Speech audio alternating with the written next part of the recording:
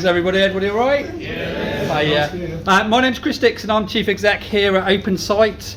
We're running today in partnership with, I don't know what the camera's doing, so hello, with Southampton Sight, Jackie Powers and her team. This is my first conference, and on doing the research we found out that it's been running for 30 years. We do it every other year, so that means it's 15 years of open sight and eye contact. So we're delighted to be able to continue to do this with ourselves, Southampton Sight, as I've said, all our exhibitors, the charities, and yourselves, our community of Hampshire. So thank you for joining us. When we looked at the ticket list last week, it was like me, myself and I, but obviously you found your way here, so we're really pleased to have you. And to start off, we're really privileged to have Professor Lotery. I'm really rubbish at all the words, so please do forgive me. But ophthalmology, Professor of Ophthalmology at University of Southampton, and Professor Andrew Lotery is going to give us a presentation on his work, his research, and just give us a real good understanding of what's going on in the eye sector. So over to you, Professor. Thank you.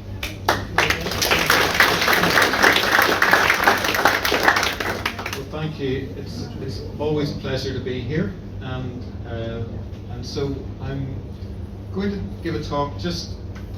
And I realise a lot of people are visually impaired in this room, so I'll talk to the slides and just use them as a prompt.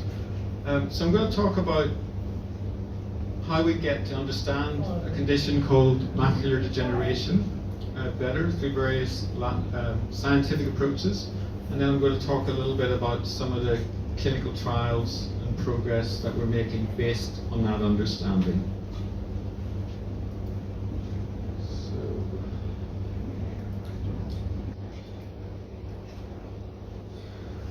hopefully the slides will come up.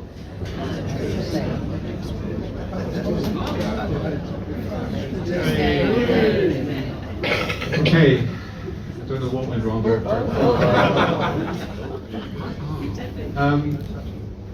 Well, this slide's just to show that we work with a huge amount of people from all over the world, and we have funding from many sources, such as Get to Sight Appeal, as well as other charities such as Wellcome Trust.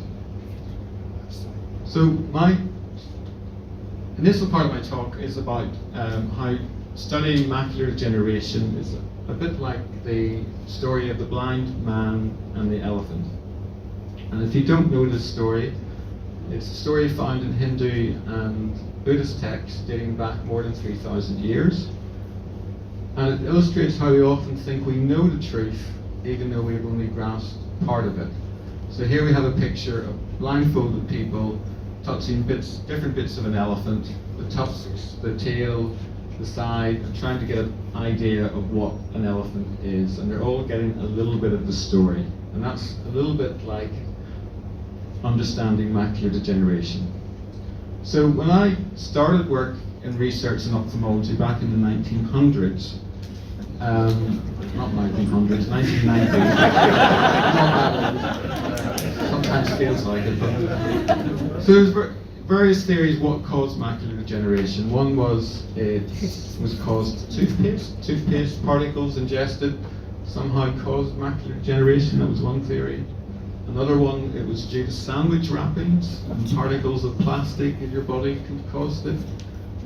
None of these theories have lasted the test of time, so you can keep brushing your teeth, you can keep wrapping your sandwiches. But another theory was that observation was it frequently ran in families, and that gave a clue that it might be in some ways genetic. So we've used multiple tools to try to understand macular degeneration and get a clearer picture of what causes it. So we use genetics, cell cultures, and machine learning as a new technique, all of which help us understand the condition better. And I'm just going to give you some examples of that. And using these techniques, we get a much clearer picture of what causes macular degeneration, what it actually is. So first of all, the genetics of macular degeneration. In the 1990s, when I was working in the United States, actually, it was difficult to study macular degeneration due to a lack of families with the condition. So you couldn't trace the genes through families because obviously it occurs in people who are older, and then they're elder. There's no other older generations to study. So therefore, we studied early onset forms of macular degeneration that occurred in the 30s or 40s. And hoping that it's the genes that we find for those early onset forms, conditions like Sorsby's macular degeneration or Doyne's honeycomb retinal dystrophy, these are early onset forms of macular degeneration, that would give us a clue to what genes cause macular degeneration. And so working with my colleague Ed Stone in Iowa, we identified a gene called fibrillin 3 as the cause of a disease called Doyne's disease. And this was before the human genome was sequenced. We literally had to sequence the human genome when it hadn't been identified yet and create a new sequence, which was quite complicated. But that gene led us to find a gene called fibrillin 5, which is the first gene that identified that causes macular degeneration. And so by that stage, in 2002, I'd set up my lab here in Southampton, and we started looking at the DNA of patients in Southampton who had, looking for changes in this gene called fibrillin 5. And what I'm showing here is the photographs of a patient from Southampton who's probably the first patient who had their genetic cause of macular degeneration identified in the UK, which was due to a fibrillin 5 mutation. And what this gene does is it affects the elastic layer, that is a tiny layer in the cells at the back of the eye, and makes that elastic layer more brittle, and that allows new blood vessels to come through and bleed and cause damage to the eye. And that's one of the causes of macular degeneration, and it's because of a gene called fibrillin 5 that we identified. And then a few years later, multiple groups identified that genes in proteins called complement are associated with developing AMD. And probably about half of us in this room have a change in our complement genes that make us more susceptible to macular degeneration. And complement is a body defense system that fights bacteria. And so it was a big surprise that this could actually cause macular degeneration. And just to fast forward 20 odd years, there are now drugs that inhibit complement that are being developed to treat macular degeneration. They've just been approved in the United States for a year or so and are going through an approval process in Europe and the UK at the moment. Now, one thing we did in Southampton was ask, is it complement problems in your eye or in your liver where most complement is made that leads to this risk of macular degeneration? Because we know that complement is made in both the eye and the liver. So how would you figure out which is more important? Well, we looked at liver transplant patients, because when you get a liver transplant, your liver donor gives you a different type of complement to what you've inherited. So you have complement that you've been born with, made in your eye, and complement, a different form of complement in your liver when you get a liver transplant. And what we found was actually it's the complement made in your eye that gives you the risk of macular degeneration. And that means that drugs that to treat macular degeneration probably have to be given into the eye rather than into the peripheral blood system. So that was an important observation.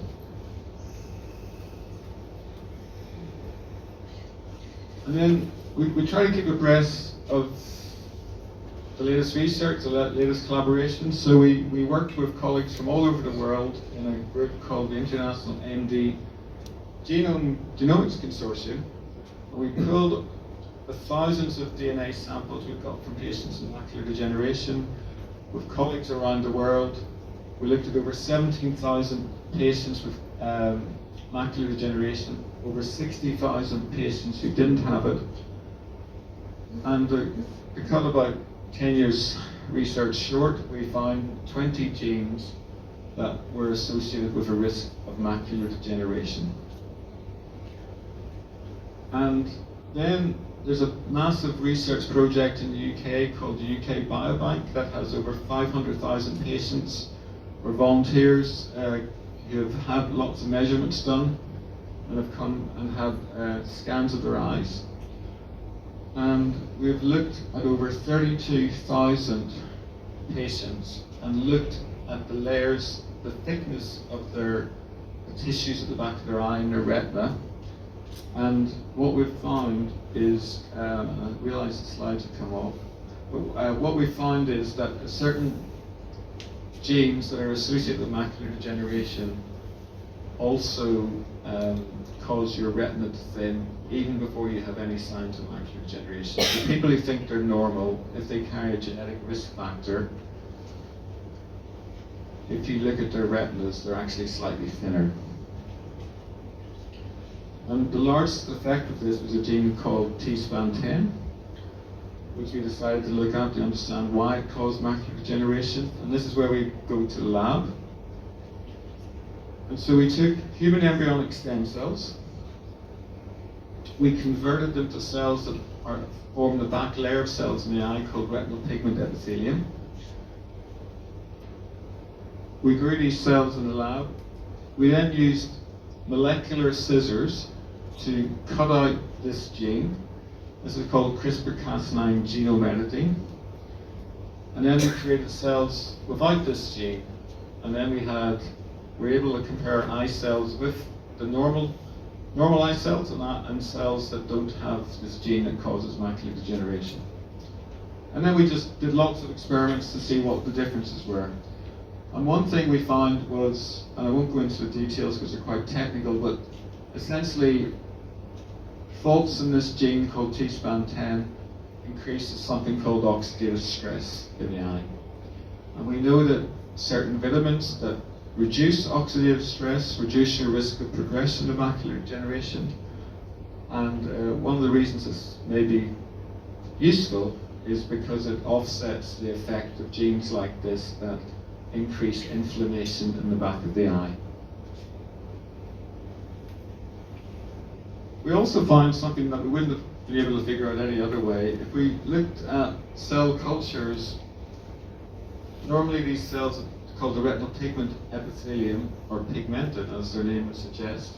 And so the top photograph here shows normal retinal cells that are sort of brownish in colour, whereas the ones where this gene has been knocked out have no pigment. And so you get reduced pigment if you have this faulty gene. And we know that macular degeneration is less common in Afro-Americans, for example, and more pigmented races. So it seems that reduced eye pigment is a risk factor as well for macular degeneration. So that's all the lab stuff, but we also do lots of work with patients and clinically studying their eyes. And so a study that Get to Sight Appeal helped us get funding for was the Pinnacle study, and this is a £4 million study funded by the Wellcome Trust. But the Wellcome Trust said, okay, we need a contribution from your host institution to help fund this. And the Get to Sight Appeal provided £200,000 to help us buy a camera, a retinal camera that we needed, which helped us to get this grant. So £200,000 investment from Get to Sight gave us a return of £4 million, which I think most people would say is a good return on their investment. And what this allowed us to do was do a multi-centre study across 3 countries in Europe, recruiting 400 patients with early AMD, which hadn't been done before, and then followed them for 3 years to understand what are the earliest changes in the back of people's eyes that lead on to the late stages of AMD. And this study is coming towards the end of its 3 years, and we've just got further funding from the Macula Society and a drug company called Ross that funded for a further 2 years. So we will have, for the first time, 5 years of follow-up. And we're doing lots of imaging of these patients, and we're using machine learning, artificial intelligence to better understand what the earliest predictors are of development of macular degeneration. I'm just going to, there's lots of different bits of research associated with this, but I'm just going to talk about one thing. I guess we're all familiar with ChatGPT, which is an artificial intelligence that's taking the internet by storm. Now this computer algorithm has basically read the internet. It doesn't perhaps understand it, but it hasn't been trained on specifically on eye images, but it's basically looked at all the information on the internet. And what you can do now is you can put retinal images into ChatGPT. And I'm showing you the typical images that we see in the eye clinic of cross-sectional images of the back of the eye. And this software will give you a text readout of what it sees in the image. It will say it's normal, or it says the scan shows some irregularity, this might be wet macular degeneration, etc., etc. So, which is quite amazing because it's not been specifically trained in any way in these images. It's just read the internet. So, this could be useful, but it's not been specifically trained. It can make mistakes. It can sometimes say the wrong thing. The technical term is it can hallucinate and give you totally the wrong answer. So what we have done is we have trained a similar program, what's called a large language model, using retinal specialists to if you like, give an education to the algorithm about what the best opinions of ophthalmologists are in these images. And now we've got a program that is as accurate as junior retinal specialists in terms of saying what the images are. So every week I get referrals sent in from the community of this might, where it says this might be wet macular degeneration, please see this patient within 2 weeks. And 80% of the time when we see the patient, it's not wet macular degeneration. So we have the wrong patients coming in and not getting the right patients into these clinics for people who need treatment. If we had software like this in the community where images could be uploaded and it would give a quick diagnosis saying this is normal or this is macular degeneration that needs urgent referral, this could be very helpful. It could mean that we get a much more accurate diagnosis of macular degeneration and therefore get patients quickly who need to be seen quickly for treatment into the right clinic. And so we're excited about the possibilities here of helping junior specialists to understand these images and get the right patients where they need to be. So I've just sort of summarized 20 years of research in 10 minutes or so. But basically what I've shown you is that we know many of the genes that cause macular degeneration. And we've gone from the 1990s, where we didn't know if it was genetic, to be able to say exactly which genes cause macular degeneration. We know that faults in these genes called complement are really important, and that's led to the complement inhibiting drugs now being developed. And so they're being assessed for use in what's called dry macular degeneration. And they seem to they don't improve vision, but they do seem to slow progression of dry macular degeneration. I've shown you how using lab approaches we've been able to understand one of these genes that cause macular degeneration, where it causes increased oxidative stress, which we can treat with vitamins. and it also reduces pigmentation in the back of the eye. And I've shown you how that the cells at the back of the eye, the sense light, thin even before people have any idea they have macular degeneration, if they have genetic risk for it. And I've also shown you in this part of the talk how this new technology of machine learning is helping us come up with better ways to describe macular degeneration, which will be useful to help us stratify patients, get them in the right clinics and the right clinical trials, and get more accurate diagnosis. So it'll be a tool that helps clinicians and optometrists and other people. So we've gone from the blind elephant to a much clearer picture of what causes macular degeneration using these various techniques, some of which didn't exist when we started research here in Southampton 20 years ago. So I'm just going to move on to the next bit of my talk, and that's a little bit more clinical about clinical trials. And sometimes my busy clinical colleagues say, why do you do research? There's too many patients, we just got to get through the clinic. But the problem is, or the important thing is, the best clinical care occurs in the most research active hospitals. So I'm showing a graph here which has mortality on the y-axis and research funding on the x-axis. And basically what it shows is that the more research a hospital does, the lower the mortality rates are in that hospital. So doing research active hospitals get better results. And I think that's because they're on top of their game, they're more aware of the latest research, and it just raises standards if a hospital is doing research. So that's a powerful reason why it's important to do research. So we're lucky to have dedicated research clinics at Southampton Hospital. A lot of the equipment needed to do these clinical trials is funded by the gift of sight appeal. And we've done over 100 trials with a dedicated research team. We've taken blood samples for many patients and have over 7,000 DNA samples in our lab now. But then people say, why do you find genes? This cartoon I've shown here says scientists have isolated a gene that makes scientists want to isolate genes.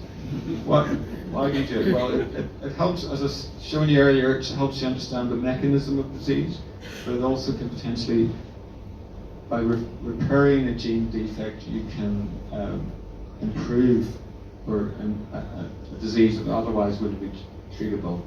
So we have this technology called gene therapy, where you put a healthy copy of the gene into the eye using a virus to infect the cells at the back of the eye with the working copy of a gene that is not working. And so there are many people with rare single gene problems that cause eye disease. And actually, in 2010, inherited retinal diseases became the most common registrable cause of vision loss in England and Wales among the working age population, 18 to 64 years. And for most of these inherited eye diseases, there's no treatment. Conditions like retinitis pigmentosa, for example. So just an example of how research in Southampton is making a difference. So we've done a gene therapy trial for a rare disease called choroideremia, which is a little bit like retinitis pigmentosa. It's an incurable cause of blindness. So just let a patient say what it meant to them being part of this study. If the sound was on. And improvements, and also seeing stars at night. I haven't been able to see stars at night for a good 10 years. Suddenly now, if I concentrate and I look, I can actually make out stars in the night sky. My future is suddenly very, very bright. So we are seeing visual improvements in people who have had these sorts of gene therapies. We have one licensed in the NHS now for a rare early onset form of retinitis pigmentosa called Leber's congenital amaurosis. And I hope that there will be many more in the future once they've completed all the necessary clinical trial steps. And then, of course, as I mentioned earlier, a big problem that we see, a more common problem, is age-related macular degeneration. And it's the leading cause of vision loss in the developed world. Over 30 to 50 million people are affected globally, so it's incredible. And 1 in 2 individuals by age 85 will have some signs of this disease. About 10% of 85-year-olds will have severe visual problems because of macular degeneration. And so there's 2 forms of this. So the wet form is where blood vessels from the deep layers of the eye grow through a barrier called Bruch's membrane and come up like cracks in the pavement, come up as if they're growing like weeds coming through cracks in the pavement to bleed in the tissue that senses light at the back of the eye and form a scar. And that resultant scar causes a vision loss. But happily, through clinical trials and research, we now have drugs that can inhibit this process. I'll just warn you to look away at the next slide. It's squeamish. It's just showing an eye injection. So under lots of anaesthetic, I hasten to add, but we treat about 300 people a week, injecting drugs that can treat this process. And the numbers are going up by 10% a year. Some of my patients have had over 100 injections in their eyes. Some have been coming up for 10 years. So logistically, it's a huge challenge to deliver this treatment. And it's a huge burden on patients having to come back every month or every couple of months for treatment. So how do we overcome the burden of these eye injections? And I'm showing another cartoon when one of these drugs was approved. It's the map cartoon. It says there's a side effect of this new drug, the NHS goes bankrupt. So it's a challenge because they are expensive. So one of the studies that we're doing at the moment, and I'm just showing you a slide of what it's like to have macular degeneration where your central vision is impaired. You just have a black circle in the center. But what this slide is saying is that macular degeneration is the most common cause of blindness in the developed world. There's over 600,000 people affected in the UK, 70,000 new cases every year, and it's costing the NHS billions of pounds each year. In Southampton, over the year 22 to 2023, we did over 22,000 injections, 3,500 face-to-face visits, 9,000 virtual visits where patients come up, have photographs, and then we write to them. And we spent over £8 million on these injections. So this is a huge challenge logistically, resource-wise. So we're doing a study at the moment, which is a gene therapy study, where we're trying to give this treatment using a genetic vector. And if this works, we would reduce the number of injections that you need in your eye from maybe 100 to 1. So that would improve patients' quality of life, increase capacity, which we desperately need, and save NHS resources. That study's underway at the moment. We're hopeful for that, but it just shows how therapies are emerging that it always takes longer than I would like for them to become available, but this is the first step to getting a treatment like this available in the NHS. So in conclusion, we're doing cutting-edge gene therapy trials in Southampton for wet macular degeneration, for dry macular degeneration, for inherited eye diseases, and this will lead to better treatments for patients. I would like to thank all the patients who volunteer for these studies. Just a quote from Alan Turing: "Those who can imagine anything can create the impossible." And I'd finally just like to thank the Gift of Sight Appeal that really helps us to get our research going. And for example, I'm showing a picture of our stem cell lab, and basically all the equipment in that lab was funded by the gift aside appeal. And it's, thank you to Ilse and Jenny who are here today.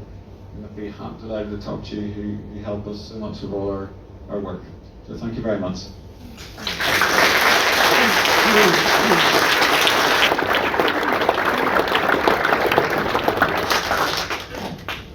Thank you, Professor.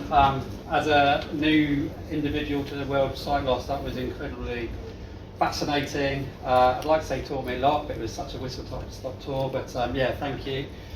We've got the Professor for possibly another sort of 20 minutes. He's flying off. Oh, I don't like microphones.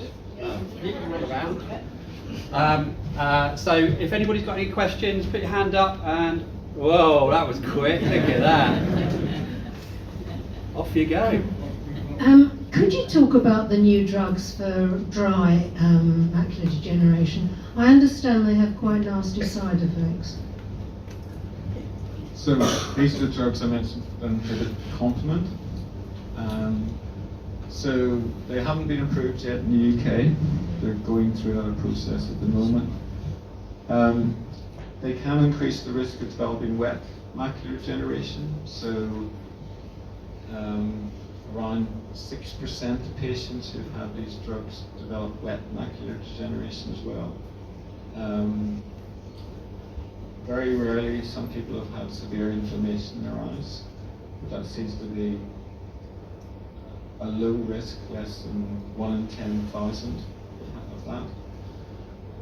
So they slow down progression of macular degeneration. They don't improve vision. So that, yeah, sort of, we're waiting to hear what our government regulators think we should do. In the United States, anybody with dry macular degeneration can have them, even if they've got very poor vision, but they're not going to make a lot of difference. We're waiting to hear whether there'll be any restrictions on their use. But they will be a challenge to deliver because they also require an injection every 2 months. So I think this is the first generation of new drugs for dry macular degeneration. I expect very shortly we'll be getting drugs, for example, that are given through gene therapy that will require much less frequent treatment. So yeah, they're not a perfect cure. I think so. Yeah, thank you. Is there any truth about cooking with seed oils makes your eyes worse? Cooking with Seed oils. seed Oils. oils. Yeah, frying with seed oils. Or cooking. Yeah. Well, it's not a major risk factor, but I think we know that. I mentioned this concept of oxidative stress, essentially inflammation. So generally, avoiding too much red meat, avoiding fatty foods is generally a good thing, and it can reduce your risk of progression of lots of eye diseases. So, recommendation would be to have a Mediterranean diet, more fish, white meat, not smoking. All of these things reduce inflammation. So if you're having a big fry up, that's probably not the right food over the long term. Once in a while, fine, but not every day. The other question I've got for you is about red light therapy. Yeah. Shining red light in your eyes. Does it do any good? It's not been conclusively proven to do anything. It is being marketed. Devices don't have the same regulation as drugs, so you can market a device without it going through the same clinical trials that a drug is needed. So there are ongoing trials to look at it, but it's already on the marketplace. Yeah. I don't personally recommend it because I don't think we've got the evidence yet that it really works. So it's sort of an ongoing area of research. So I struggle to understand how just normal daylight isn't as good as the red light, but we don't know yet. And you mentioned earlier on about the vitamins Yeah. you should be taking. Which ones should we be taking? So they've been shown to be helpful if you've got sort of advanced macular degeneration. So if you've got signs of thinning of your retina, the clinical trials have said they can reduce progression by about 25%. And so the vitamins would be what's called the ARADS vitamins. And so several companies market these. And ARADS was the name of the study that showed this. It was funded by the US government's age-related eye disease study. And so it is vitamin C, E, copper and zinc, lutein and zeaxanthin all mixed together. And so there is a company called, there's the Viteyes 2 vitamins, VITEYES 2, because there's 2 clinical trials. So this is what they came up with after the second trial. And there's also, I think it's called Ocuvite. It's the same thing, but basically, the ones that have been most studied will say they are the AREDS, ARADS vitamins, and those are 2 companies to me. Thank you. Is there any more news on the bionic eye? Bionic eye? Yeah. So people have been trying to put effectively a little camera into the retina that would then create an electrical signal that would send signals to the brain in people with visual impairment. And one company has stopped doing that because it wasn't working very well. There are still various companies around the world trying to develop this. So it hasn't got to a stage of approval yet. Challenges include powering these devices and also not overheating the tissues at the back of the eye with them. So it's still not ready for regular use.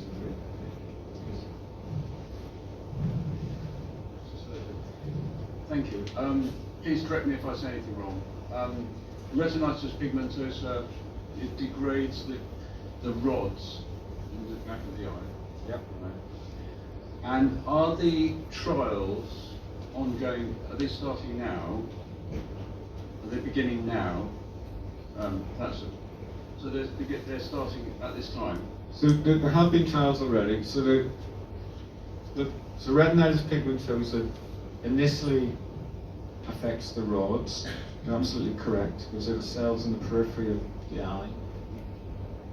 The cone cells in the center, once the rods are severely affected, can also be affected, and that's called the innocent bystander effect, because they require a chemical from the rods to keep them healthy.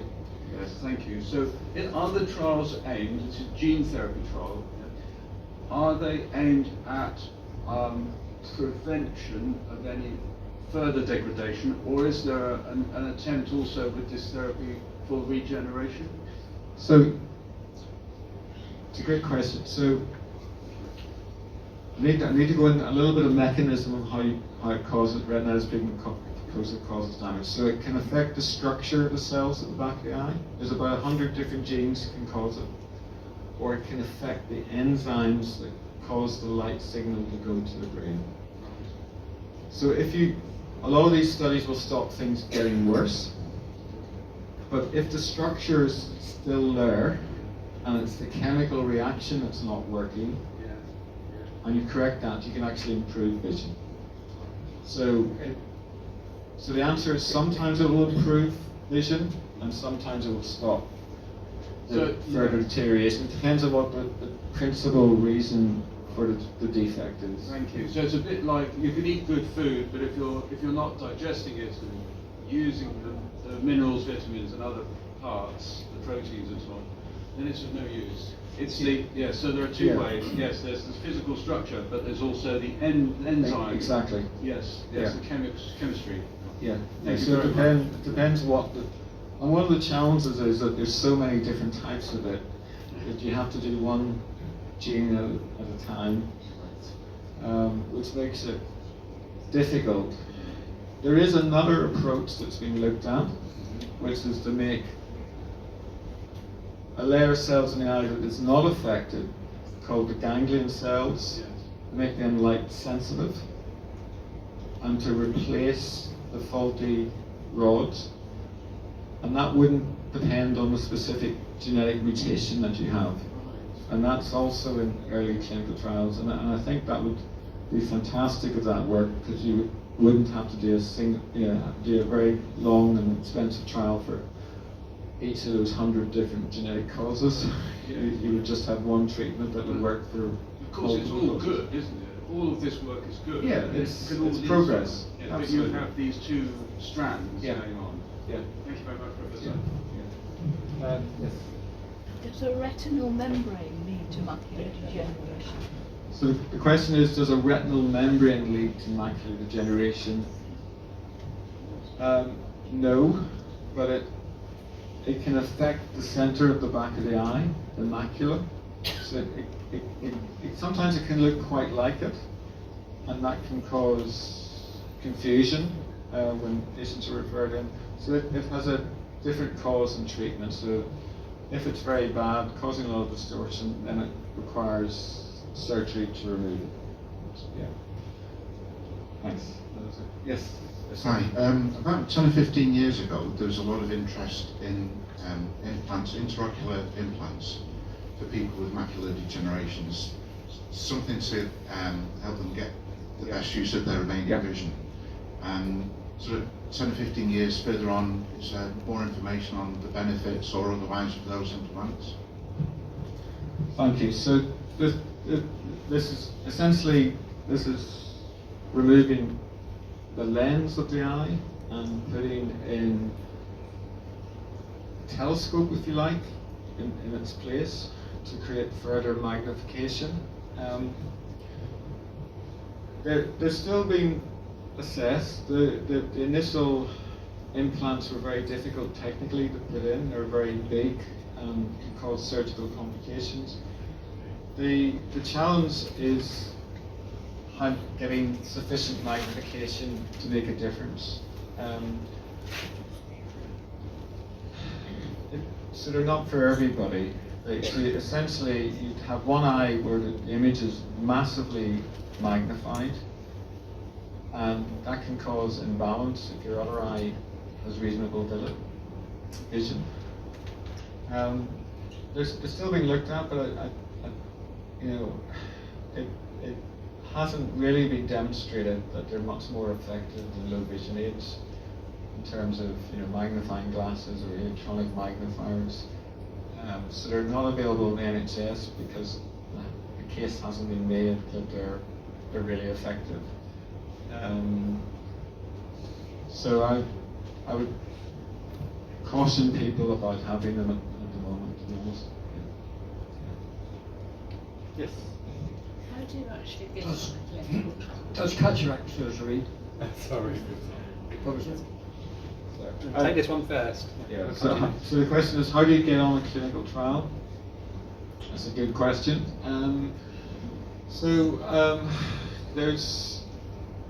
If you've been seen regularly in an eye clinic, you might be invited to be part of the clinical trial if there's one appropriate.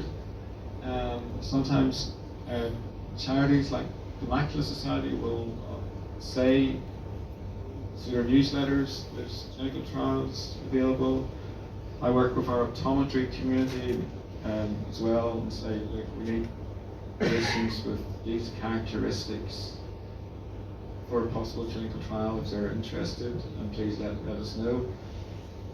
So there's a variety of ways. There is a website called clinicaltrials.org, which lists clinical trials all over the world, and you can go and look on that and see if there's a clinical trial for your condition in your country.